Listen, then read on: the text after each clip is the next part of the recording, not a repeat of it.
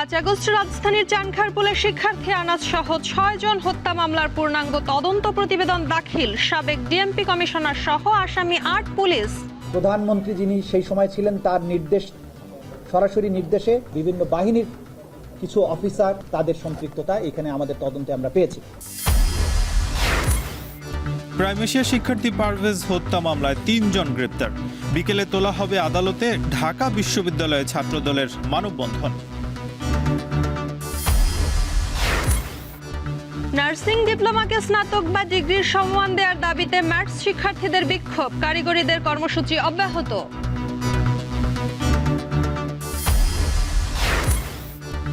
এবার শতভাগ হজযাত্রীর বাসা ভাড়া সম্পন্ন। ভিসা হয়েছে 40,000 মুসল্লির। নির্বিঘ্নে হজযাত্রার আশা ধর্ম মন্ত্রণালয়ের।